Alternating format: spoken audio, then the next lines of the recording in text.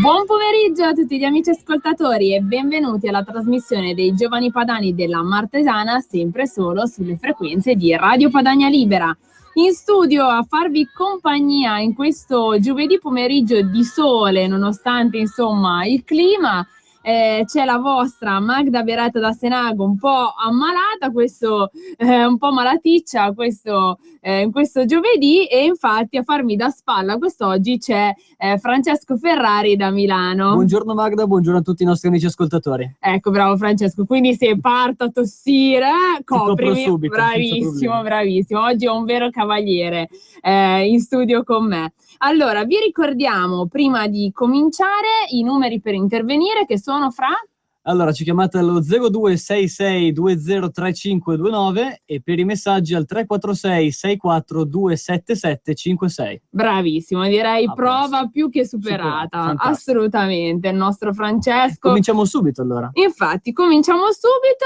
Oggi parleremo del DDL Boschi, quindi riforma del Senato. Immagino che abbiate avuto modo di apprendere dai vari media, dalle varie trasmissioni, dalle varie testate giornalistiche quanto accaduto in Senato, e vorremmo sentire la vostra opinione proprio in merito a quanto accaduto. Ma prima di cominciare ed entrare nel vivo della nostra puntata, volevo dare voce al territorio in primis, partendo da la provincia di Bergamo, con Bonate Sopra, che il giovedì 18 febbraio alle ore 21 presso il Teatro Verdi di Via Roma 2 a Bonate Sopra si terrà un importante dibattito dal titolo Lombardia Autonoma. Interverranno grandi ospiti come il segretario della Lega Lombarda, l'onorevole Paolo Grimoldi, il capogruppo della Lega Nord in Consiglio regionale della Lombardia Massimiliano Romeo, il consigliere regionale Roberto Anelli e il consigliere regionale della lista Maroni Stefano Bruno Galli, professore della Statale di Milano. Io ringrazio Piero Miserendino che ci ha dato questa notizia da pubblicizzare proprio in radio, e che saluto. Poi un'altra importante iniziativa del Movimento Giovani Padani: sono aperte ancora le iscrizioni, siamo proprio agli sgoccioli, c'è ancora qualche posto disponibile per lo Snow Festival dei Giovani Padani, che si terrà questo weekend, il 23-24 gennaio, a Santa Caterina Valfurva, in collaborazione con Cancro Primo Aiuto Onlus. Ci saranno faremo 2 giorni sulla neve,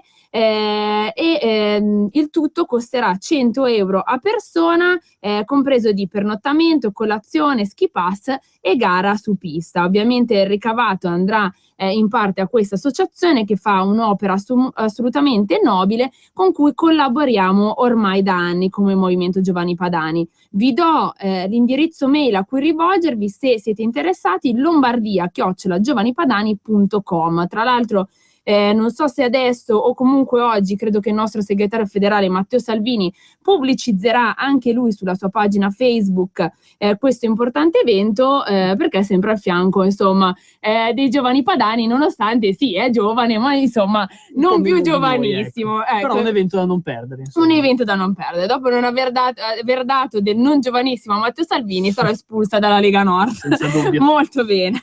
Bene, allora, prima di entrare nel vivo del DDL Boschi e via dicendo, ci tenevo anche a menzionare e a salutare il nostro consigliere regionale del territorio della Martesana, che è Jari Kolla, che è il ritorno dalla Russia, che è andato insieme a una delegazione di Regione Lombardia e più precisamente col vicepresidente Sala, l'assessore Antonio Rossi, il consigliere Tizzoni, sono andati appunto per firmare in Siberia un'intesa bilaterale di collaborazione economica, commerciale, tecnico-scientifica, culturale tra Regione Lombardia e la regione siberiana di Novosibirsk. Tra l'altro ieri si è tenuto un incontro molto importante a Mosca, dove i nostri consiglieri regionali hanno incontrato degli imprenditori italiani che lavorano proprio in Russia, proprio per contrastare, scusate, sto per morire, per contrastare le sanzioni economiche che l'Europa continua ad imporre verso la Russia e che hanno gravato su anche il sistema economico italiano. Regione Lombardia sta cercando di andare controcorrente, perché noi abbiamo una nostra linea ben precisa, e quindi ringraziamo in primis, ed è un onore per noi della provincia organizzativa della Martesana, esprimere un consigliere regionale, in questo caso Jari Kolla, che si sta facendo promotore di questa importante iniziativa per la regione Lombardia. Bene, ma bando alle ciance, torniamo a noi. Stavamo parlando del DDL Boschi. Bene, prima di iniziare e di intraprendere la discussione, volevo farvi ascoltare un pezzo dell'intervento tenuto ieri da Matteo Renzi proprio a Palazzo Madama. Sentite. Ricordo Isolini, ma se quest'Aula tra poche ore confermerà il voto già espresso ad agosto del 2014 e a ottobre del 2015, quella previsione che sembrava ardita diventerà realtà. Ed è grazie al vostro impegno in questi 2 anni se la situazione del Paese è diversa rispetto al febbraio del 2014. Il PIL è passato da meno 1,9 a più 0,8. La disoccupazione è scesa poco sopra all'11%, quella giovanile è stabilmente sotto il 40%, gli indici di fiducia sono ai massimi degli ultimi 15 anni, i consumi tornano a crescere. L'Italia non va bene, l'Italia va meglio. E l'Italia va meglio perché la politica ha dimostrato che credendoci si possono realizzare delle riforme. Poi ci si può dividere nel merito, ma dopo anni di ubriacatura,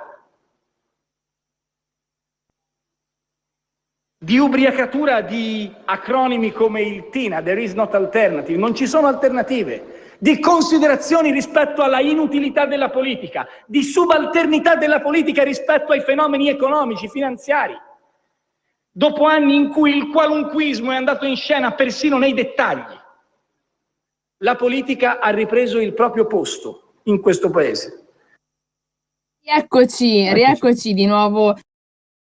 Ho avuto modo purtroppo di sentire, mi viene facile il commento, insomma, di sentire un piccolo straccio, perché era abbastanza, insomma, corposo l'intervento del Premier Renzi al Palazzo Madama ieri durante l'approvazione del DDL Boschi, che ha visto 180 sì e 112 no.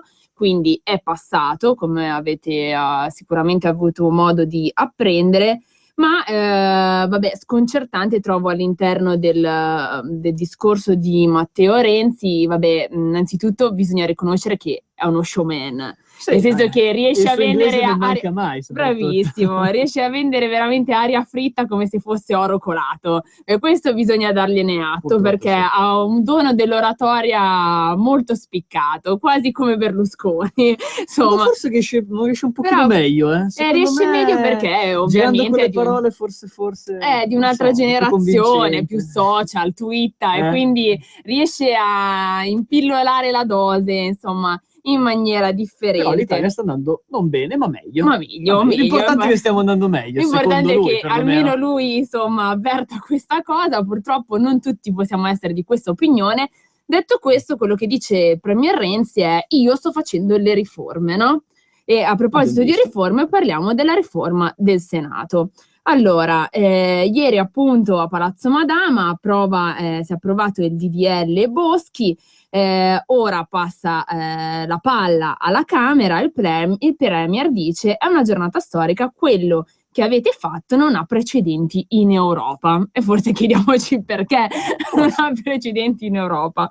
Dopo 20 mesi di battaglie parlamentari e di polemiche feroci, la riforma costituzionale del bicameralismo paritario e del titolo quinto del federalismo è passata indenne per l'ultima volta nell'aula del Senato.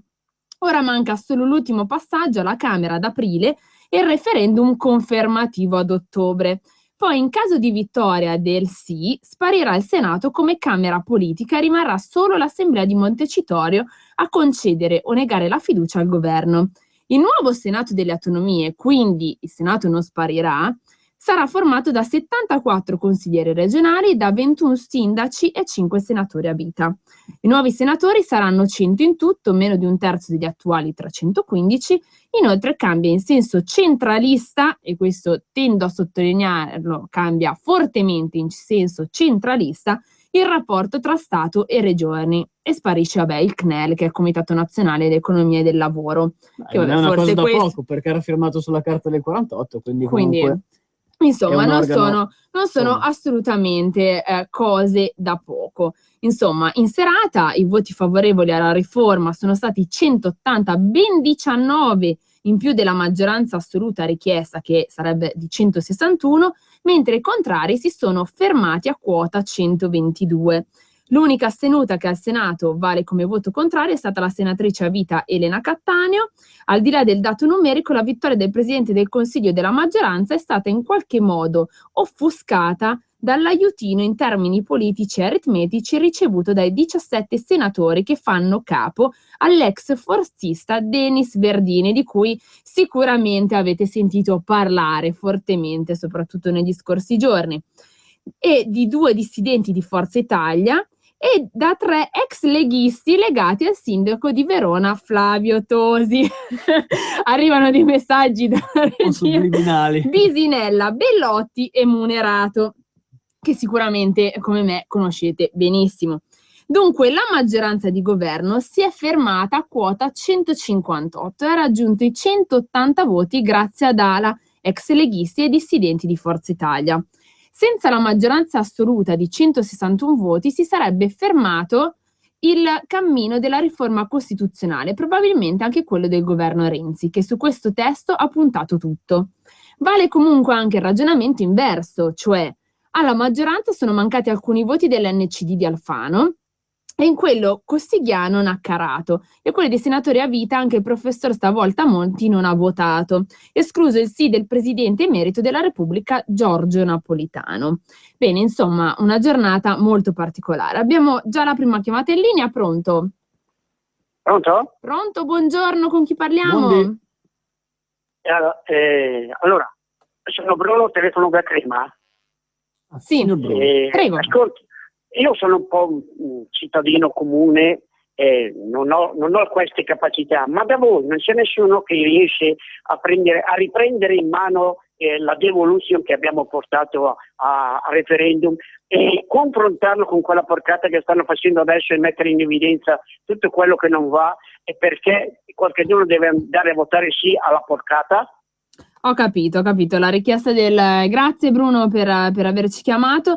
La richiesta dell'ascoltatore, insomma, è molto chiara. Prendere la devolution proposta dalla Lega tanti anni fa, che ricordo purtroppo non passò per voto popolare, e l'attuale riforma prevista nel DDL Boschi, ok? E fare un confronto. Allora, purtroppo io credo sicuramente è un'istanza assolutamente valida da portare all'attenzione degli altri vertici della Lega. Detto questo, direi che secondo me l'unica cosa che potremmo fare nell'immediatezza per contrastare questo referendum, che difficilmente, ahimè, non dovendo raggiungere un quorum, vedrà un risultato negativo per la maggioranza di Renzi, anche perché sennò non si sarebbe giocato tutto il tutto per tutto, anche se insomma dobbiamo assolutamente battagliare noi dell'opposizione su questo tema. Sicuramente un tema da mettere al centro di questo contrasto per dire no al DDL Boschi è quello di rapportare le proposte che la Lega fece all'epoca, se non erro nel 96, io ero piccola, nel 96, quindi non ho potuto votare purtroppo, e l'attuale riforma, no? Per vedere quello che noi proponiamo e quello che propongono loro, no? Vedere la differenza, anche se, vabbè, credo che sia abbastanza chiaro ed evidente quale sia la posizione della Lega. Sicuramente una riforma che va a dare maggior potere al centralismo romano non è una riforma che può accogliere un sì della Lega. Ma tra l'altro il nostro Francesco, proprio in merito a DDL Boschi, insomma, pregi, difetti soprattutto, ha trovato un interessante, insomma, articolo che parla proprio delle caratteristiche del DDL Boschi. Ci vuoi delucidare in merito? Ma diciamo che l'articolo è piuttosto lungo, diciamo che mi soffermerei per di più su alcuni punti, alcuni passaggi che vedono un cambiamento in questo decreto di legge che, ad esempio, cito come potrebbe cambiare il Senato in questo decreto di legge. Ovvero sia, continuerebbe a chiamarsi Senato della Repubblica, ma come diceva prima appunto Magda, i membri saranno 95 e saranno eletti da consiglieri regionali, quindi come diceva prima 21 sindaci, 24 consiglieri senatori, più 5 nominati dal Capo dello Stato che resteranno in carica per 7 anni. 74 consigliere senatore, sì. Sì. No, 24 avevi detto, no? Chiedo scusa, volevo dire 21 sindaci e 74, ho fatto un mix, e questo già l'avevi menzionato tu. Altro punto importante che avevo ritrovato in questo articolo era il presidente supplente, ovvero sia cambia il rapporto di potere tra i due rami del Parlamento, cioè la revisione costituzionale prevede che la seconda carica dello Stato sia il presidente della Camera e non più quindi il presidente del Senato. Spetta però appunto al presidente del Senato il compito di convocare il Parlamento in seduta comune entro 15 giorni, salvo il maggior termine in caso di prossimità dello scioglimento della sua Camera. Certo. Solo nella circostanza in cui il Presidente della Camera eserciti le funzioni del Presidente della Repubblica, perché quest'ultimo non può adempierle per l'impedimento permanente, morte o dimissioni. Chiaramente. Certo.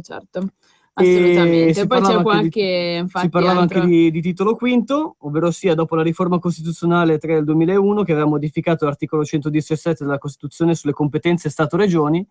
Questo è quello che ci preme di più da leghisti. Il DDL Boschi rimette mano alle materie, cioè sono state riportate in capo allo Stato alcune competenze come energia, infrastrutture strategiche e sistema nazionale di protezione civile. Inoltre, su proposta del governo, la Camera potrà approvare leggi anche nei campi di competenza delle regioni, quando lo richieda la tutela dell'unità giuridica o economica della Repubblica, ovvero la tutela dell'interesse nazionale. Quindi diciamo che le regioni prendono più importanza sotto questo aspetto. Inoltre, come dicevi tu prima, è stato abolito il Consiglio nazionale dell'economia e del lavoro, e forse questo forse è l'unica cosa che ci potrebbe vedere d'accordo, è l'unica, perché la funzione del CNEL, devo essere sincera, negli ultimi anni soprattutto diciamo che è stata pressoché inutile. Sì, è vero, rimane comunque un organo costituzionale storico, quindi una certa importanza un organo costituzionale storico, aveva una valenza secondo me tanti anni fa, poi in realtà l'esercizio delle sue funzioni è da anni che sostanzialmente il CNEL non esercitava le sue funzioni, quindi forse o si andava verso un cambiamento radicale di quella che era la struttura del CNEL, oppure era inutile mantenerlo, no? E come ultimo punto, giusto per chiudere questa parentesi, vengono introdotti i referendum propositivi, che sono delle novità abbastanza importanti. Questa è una novità importante. Vale a dire che non più solo i referendum abrogativi volti a eliminare parti o intere leggi, ma anche referendum propositivi, come dicevo prima, che finora non erano contemplati. Cioè l'istituto in molti paesi europei ha il vantaggio di interrogare direttamente la popolazione su temi di grande attualità. 2 esempi su tutti possono essere il referendum sull'indipendenza della Scozia e quello per i matrimoni gay in Irlanda. Si tratta, diciamo, di una forma di partecipazione diretta al popolo o al processo legislativo. Diciamo che se portiamo l'indipendenza della Scozia sarebbe buona cosa portarlo diciamo anche che in non Italia. Siamo solo a livello territoriale, così pensa anche ad altro. Ci sono i pro e i contro. Purtroppo sicuramente abbiamo analizzato qualche pro, perché comunque non è tutto negativo, ma c'è una grossa fetta di contro. Inoltre dimenticavo di dire un'ultima cosa, che tutte le province verranno anche abolite, in modo tale da vengono cancellate dalla Costituzione. Vengono cancellate dalla Costituzione. In modo tale da abrogarle definitivamente. Ecco. Certo, e poi il problema... È già una cosa che insomma se ne parlava da Sì, qualche anno. è già in essere, diciamo, perché sono state istituite le città metropolitane. Il problema è che avendo visto e vissuto poi in primis noi amministratori comunali sulla nostra pelle quello che è stato il passaggio dalla provincia alla città metropolitana, avendo vissuto la propaganda di Renzi che diceva no, cioè, nel senso aboliamo le province perché sono un ente inutile, adesso lo sostituiremo con la città metropolitana. Stessa cosa mi sembra che si stia facendo sul Senato, nel senso aboliamo il Senato perché è un ente inutile, non serve a niente, bicameralismo perfetto, sono spese inutili. In realtà cosa è successo nella provincia? Che semplicemente è stato cambiato il nome, il popolo non va più a votare come succede per il Senato della Repubblica, quindi vanno a votare gli amministratori e come è successo nella maggior parte, io vedo nel caso della Lombardia, nella maggior parte delle città metropolitane lombarde, sono andate in mano alla sinistra, ok? Perché comunque c'era un disegno ben preciso e studiato a tavolino per togliere le province e mettere le città metropolitane.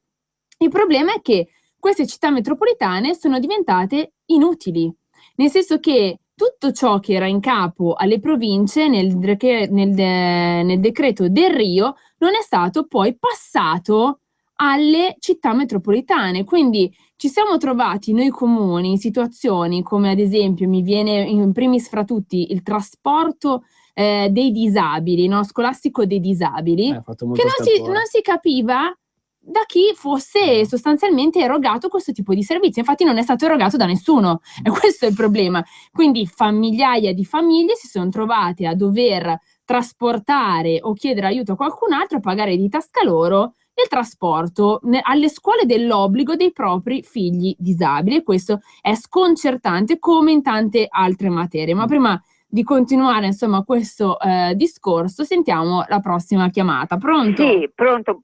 Buongiorno. Buongiorno, prego. Senta signora, io sono Mariangela e telefono da Cesano Maderno. Io Sì. sono assolutamente in panico per questa riforma, perché sto vedendo che le regioni Sì. non hanno più nessun potere, vanno a essere comandati direttamente da Roma, tutti questi romanacci che sono pasticcioni tra l'altro. Insomma, veramente guardi, una cosa così, ma bisogna opporsi, non so io cosa si potrebbe fare, però bisogna almeno che si denunci ad alta voce, convincere qualche giornalista a parlarne, ma è possibile che a nessuno importi niente? Sì, importa tanto a quelli del sud per mettere le mani sulle regioni del nord, ecco lì, padania libera. Sempre padania libera. Ringrazio la signora perché ha fatto un intervento molto molto intelligente. Diciamo che l'unica arma che abbiamo al momento è sicuramente quella di andare a votare al referendum, quando ci verrà indetto il referendum, per fermare il decreto e fermare Renzi e fermare il decreto, perché questo, diciamo, nonostante abbia qualche sfaccettatura positiva, questo DDL, sicuramente la cosa che va nettamente in contrasto con i valori e principi della Lega è questo forte accentramento e togliere i poteri alle regioni. Le regioni sostanzialmente, questo è il disegno che sta cercando di attuare la sinistra, sta cercando di scorporarle il più possibile e togliere qualsiasi tipo di potere che hanno in capo, in modo tale che il passaggio successivo, dopo le province e il Senato, sarà: le regioni sono un ente inutile, quindi bisogna portare tutto a Roma, perché verranno fuori indagini, tangenti su tutte le regioni d'Italia, in modo tale da affossare le regioni e dire che sono inutili e non servono a niente. Peccato che l'unico ente che forse funziona veramente in Italia sono proprio le regioni, e più specifico le regioni del nord. Rimanete sintonizzati su Radio Padania. A dopo. A più tardi.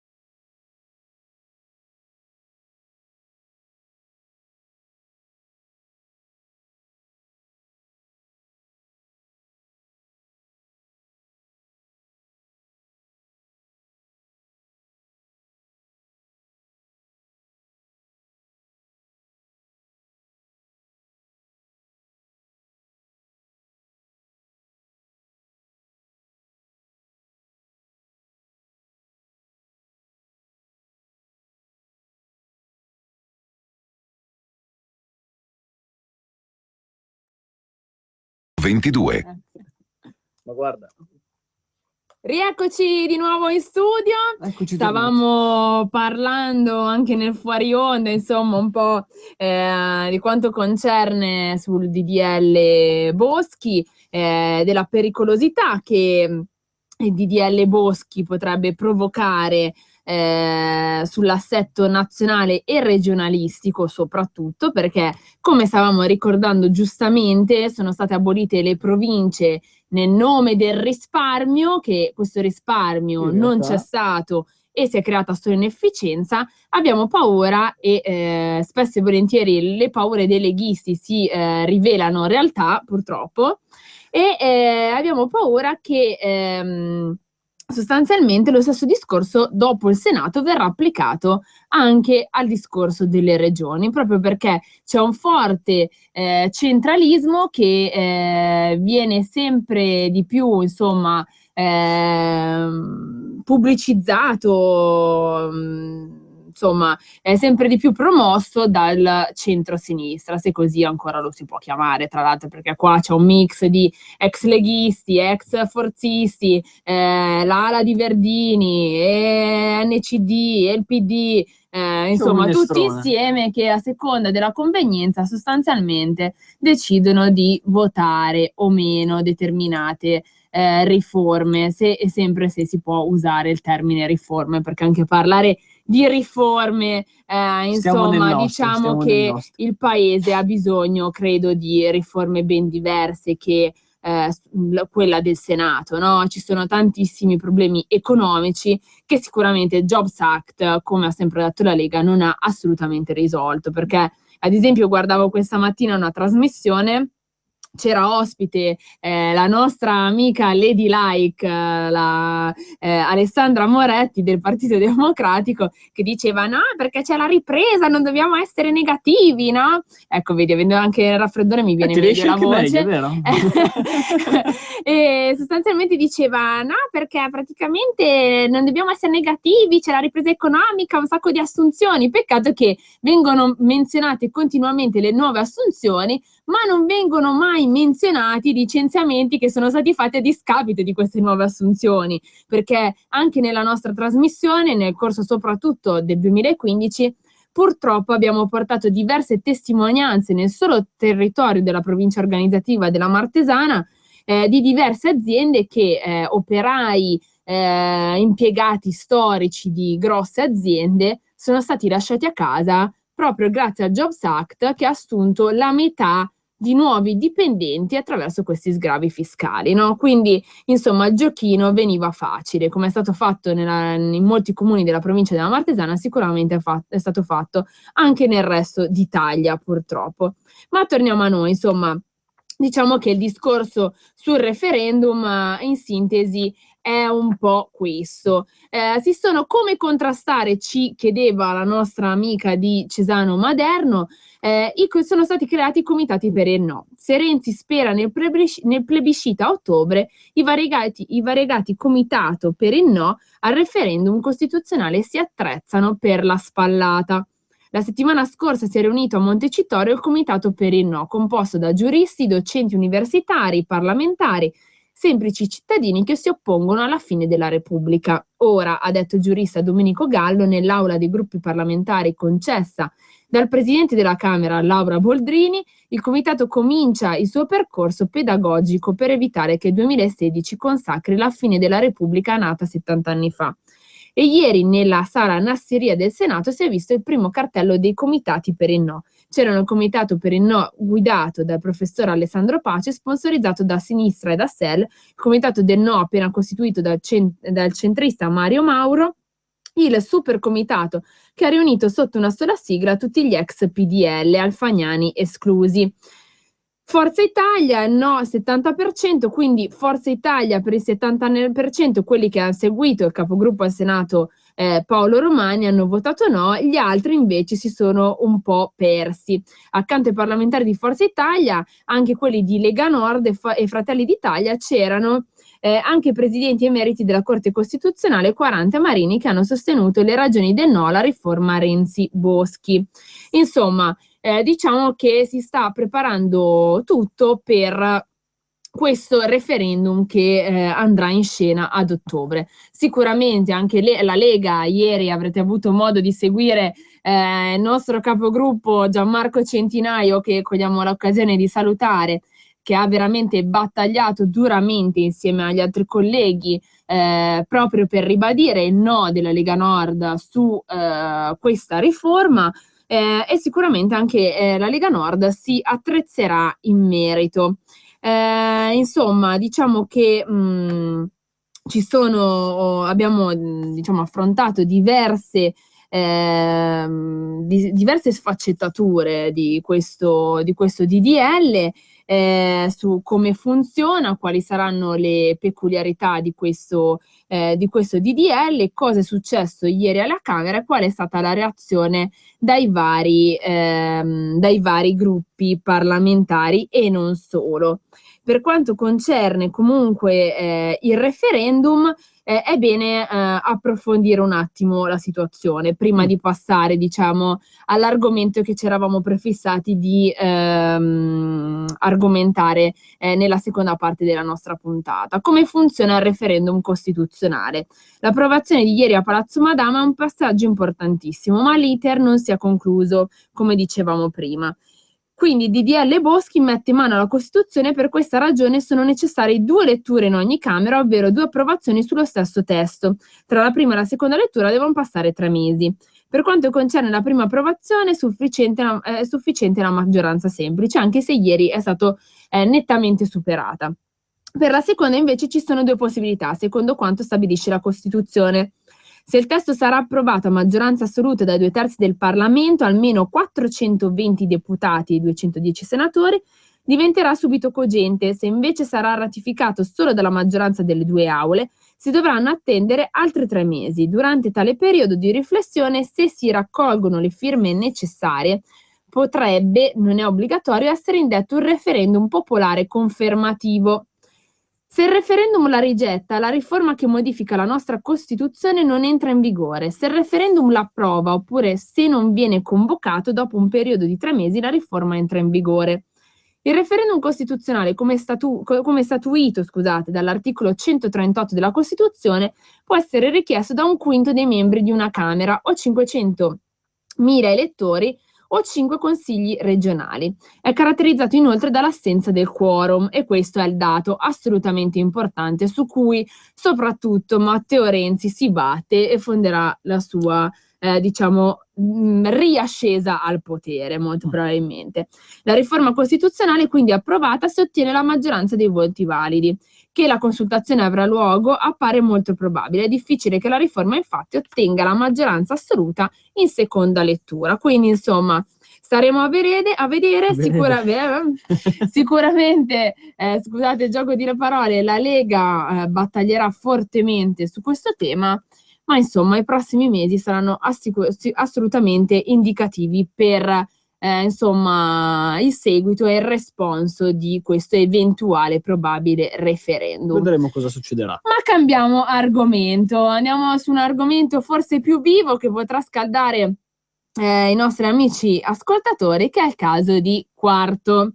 Ovviamente non c'è neanche bisogno di dire dove è Quarto, perché credo che ormai tutte le testate giornalistiche non solo ne parlano, ma interessante credo sia ascoltare un intervento del sindaco dimissionario ormai da poche ore, quindi se non avete ancora preso la notizia ve lo comunico, di Rosa Capozzo del contro Movimento 5 Stelle. Vi faccio ascoltare questo breve contributo.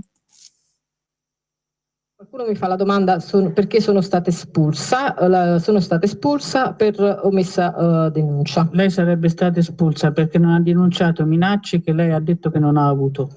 Esatto. Però noi andiamo avanti costruendo cose su una falsità, cioè che è stata espulsa perché per mancato omissione. Non è così, quando in realtà è stato perché preso atto che a Quarto alcuni voti venivano dalla Camorra, abbiamo chiesto al Presidente di fare un passo indietro e non ha voluto fare, e lì c'è stata l'espulsione. Allora, io pensavo solo per omessa denuncia, per i voti della Camorra va bene. Io non contesto, e lo ripeto, io non sto contestando l'espulsione, perché in un primo momento sono stata difesa e assolta tramite blog. Io lo ricordo perché non penso di avere dei ricordi spasati. Sono stata assolta tramite blog perché quei voti, si è stato fatto anche tutto un bel calcolo, mi ricordo matematico, non erano fondamentali, si andava avanti. La visione è cambiata successivamente per un puro attacco mediatico che si è ricominciato il 6 gennaio. Non ho interessi politici, non ho mire politici, volevo solo amministrare la città e stop. Perché non mi sono rivolta all'autorità giudiziaria? Perché io non ho sentito le minacce. Ovviamente io ero molto infastidita da tutto questo, ma la figura giuridica della minaccia non c'era. Io non potevo, insomma, denunciare. Infatti ho detto la parola ricatto e non lo nego, l'ho detto più volte. L'ho detto come sfogo, perché una cosa è dire una parola del genere dentro una telefonata e dentro uno sfogo, un'altra cosa è denunciare una questione che se non hai avuto delle minacce, se non hai prova di nulla. Questa audizione in qualche modo ha fugato tutti i dubbi? Assolutamente no, le risposte sono state abbastanza confuse, abbastanza contraddittorie. Diciamo, un dato di fatto è l'espulsione, ma anche un dato di fatto che non ci riguarda come commissione antimafia, ci riguarda, ci preoccupa il fatto, come contestava la sindaca, che in una conversazione con marito lei dica sono ricattata e nel tempo stesso quel ricatto, quando si parla di magistrati, diventa un'amabile pressione. Siccome parliamo non del sindaco di Stoccolma ma di Quarto, dove il linguaggio tra pressioni e ricatti si affida a sottigliezze assai pericolose, penso che sia stata una grande sottovalutazione. Siccome Romano faceva il passo indietro sul tema dell'abusivismo edilizio, a lei non ha dato le Sì, io ho detto che avevo... No, io in realtà che aveva questo... Assolutamente sì. Io ma tra l'altro io quando sono diventata candidato sindaco nel 2013 la pratica era già chiusa perché erano stati chiesti gli oneri concessori. Prima o dopo la sua elezione a sindaco, così sape, non è proprio rilevante? Credo prima. Che non poteva costituire minaccia una cosa che non esisteva. Esatto, ma per me non esisteva. Va bene. No, siccome è stato costruito esattamente l'opposto nella comunicazione, è bene che questa sera da questa commissione abbiamo, come dire, in qualche modo accertato che la vicenda del condono edilizio che doveva costituire oggetto di minaccia non esisteva, era risolta. Quindi evidentemente i problemi, cioè questa è un'affermazione importante. Sì, un'affermazione importante. Presidente, sarà interessante anche verificare se questo corrisponde anche agli atti giudiziari. Presidente, ecco appunto, Presidente, scusi. Presidente. Dico, però la DDA sta procedendo per tentata estorsione. Quindi noi dobbiamo capire se queste minacce, se questi tentativi di estorsione fanno capo a qualche altra cosa. Ho chiesto Di Maio Fico in audizione. Da questa audizione si è visto che il Movimento 5 Stelle in tutta questa vicenda c'entra ben poco. Gli attacchi che sono stati fatti a Fico e Di Maio sono stati, oltre che falsi, basati sul nulla, abbastanza indegni. Considerate che è stato accertato, diciamo, ribadendolo più volte da parte del sindaco di Quarto Capozzo, che la sua richiesta scritta di espulsione è stata fatta il 13 dicembre ed il 14 il consigliere De Robbio è stato espulso. Ci aspettiamo da questo punto di vista che tutti coloro che hanno buttato fango sul Movimento 5 Stelle, soprattutto gli altri i partiti, e ci chiedono minimamente scusa al Movimento 5 Stelle e ai colleghi Fico e Di Maio.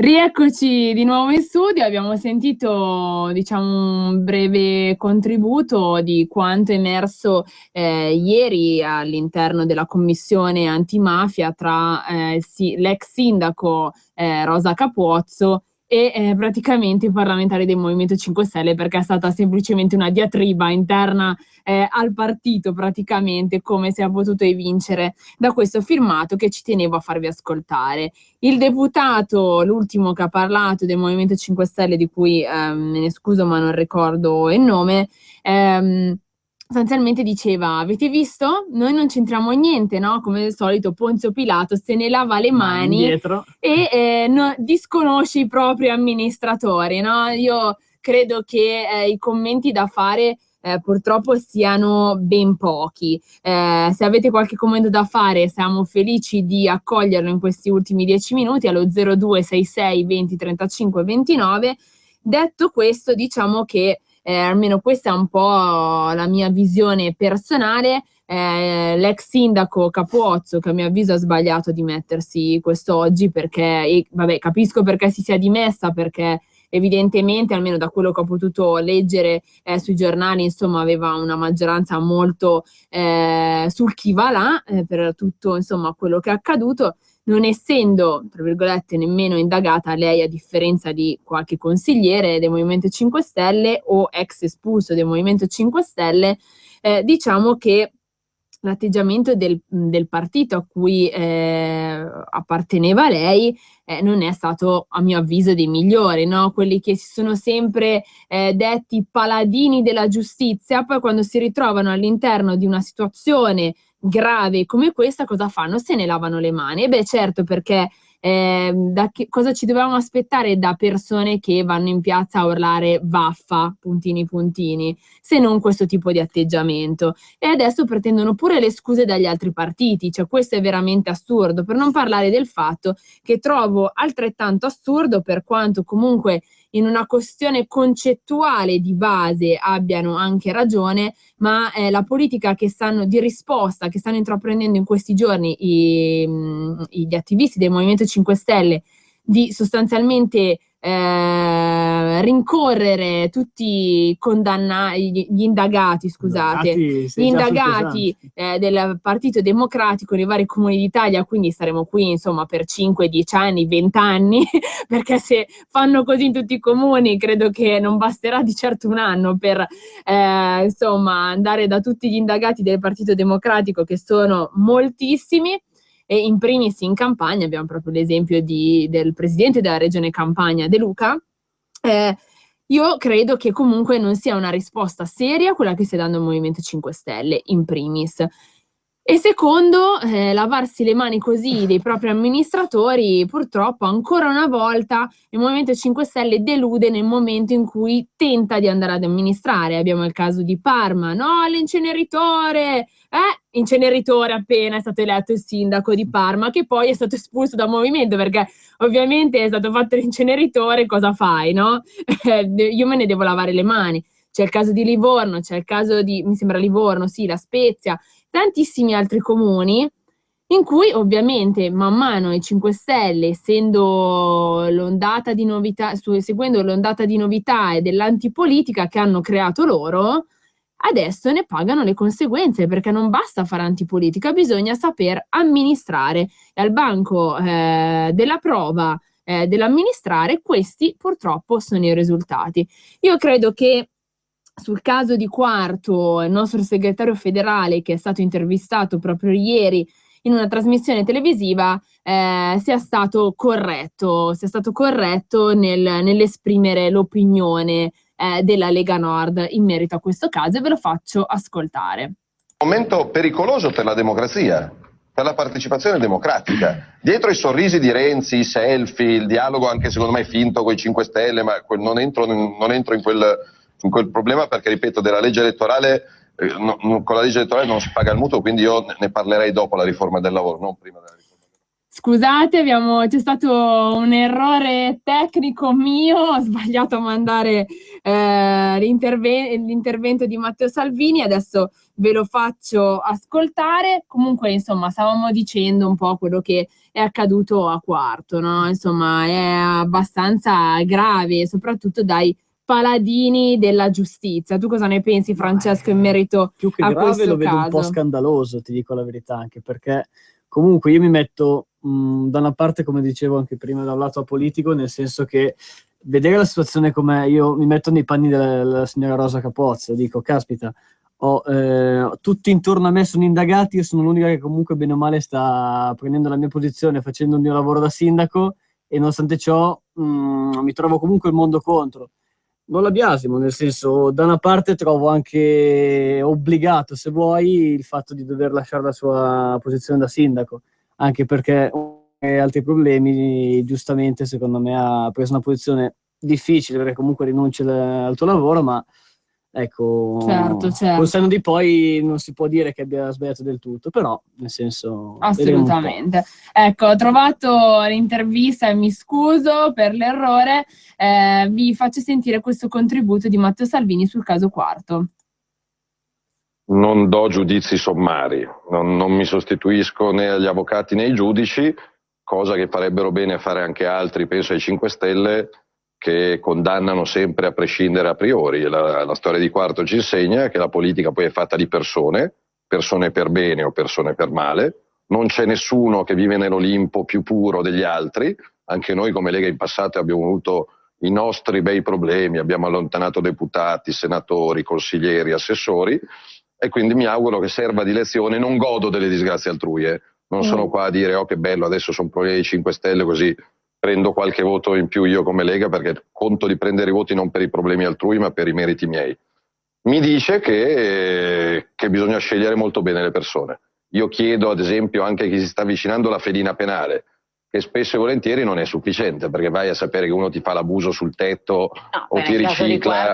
Non sarebbe stato mi insegna e ci insegna che tutto sta alla moralità del singolo, e quindi non c'è nessuno che può fare lezione ad altri. Secondo lei nel PD, nell'NCD un po' esultano, un po' protestano come fossero grillini di ritorno? Poi do la parola a Migliore. So, chiedetelo a loro, ripeto, così come quando mi arrabbio si attaccano qualcuno della Lega senza nessun fondamento, mentre si attaccano qualcuno con fondamento, come accadeva in passato, lo metto da parte. Così non è che tutto il Movimento 5 Stelle evidentemente è coinvolto in questa vicenda. Sicuramente l'hanno gestita in maniera strana: prima difendo il sindaco, poi attacco il sindaco, poi non conosco il sindaco e poi invece conosco il sindaco, e poi non sapevo e invece il sindaco ha detto che aveva detto a tutti che sapevano.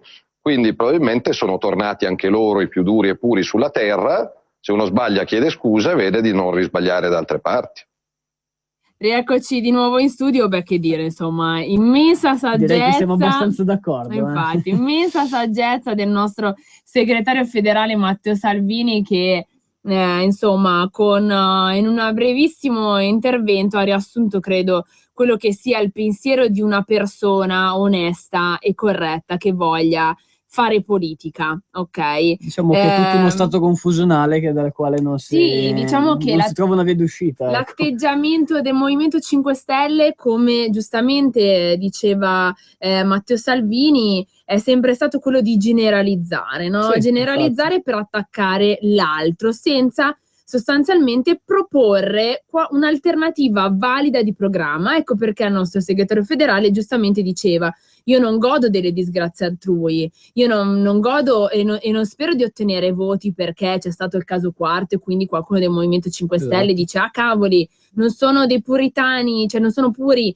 nemmeno loro, e quindi allora vado a votare la Lega perché forse sono meno che purtroppo in tanti ragioniamo così. In tanti sicuramente la maggior parte delle persone che votano il Movimento 5 Stelle. Il problema è che dopo quello che è successo a Quarto mi chiedo come un elettore del Movimento 5 Stelle possa ancora ragionare così, che se è l'unico motivo che ti ha spinto ad avvicinarti a votare il Movimento 5 Stelle, ormai diciamo che questo non regge più, soprattutto per l'atteggiamento molto strano è la parola giusta. Mi sembra anche menefreghista da una parte, perché ti vuoi incentrare sul problema e poi trovi 200 aspetti per scapparne. Non è il modo scamotage per scappare dal problema senza di affrontare affrontarlo. un vero problema. Tra l'altro, strano ma vero, devo riconoscere che sul Fatto Quotidiano questa mattina ho trovato un articolo molto interessante. Purtroppo anche il Fatto Quotidiano ogni tanto partorisce qualcosa di carino, no? Tra l'altro colui che ha scritto l'articolo è un avvocato e consigliere comunale del Partito Democratico, quindi sicuramente non giova a nostro favore. Stai cadendo sempre più in basso. Sto cadendo sempre più in basso, però sicuramente ha fatto un'analisi molto corretta, secondo me in generale, nonostante sia del PD, di quello che è la politica, no? Dell'errore del generalizzare che ha sempre fatto il Movimento 5 Stelle, perché le eventuali responsabilità penali sono personali. Questo è un concetto fondamentale del codice penale e sul quale non si può transigere, nessuno può rispondere per reati commessi da altri. E quindi diciamo che questo è abbastanza ovvia, poteva è una cosa dirlo abbastanza chiunque. ovvia, poteva dirlo chiunque. Io vi invito a leggerlo perché è molto interessante. Purtroppo il nostro tempo, o meno male per voi, è finito anche questo giovedì. Vi invito a leggerlo perché è molto molto interessante e sicuramente viene data un'analisi politica diversa dal solito, comunque diversa rispetto a quello che solitamente si legge sul Fatto Quotidiano. Bene, noi non vi annoiamo più con le notizie dal insomma su Quarto e sul DDL Boschi. Ci sentiamo settimana prossima, rimanete sempre sintonizzati su Radio Padania. Un saluto da Francesco e da Magda, direi. Ciao a tutti, buona Padania. Ciao a tutti. Avete ascoltato Giovani Padani,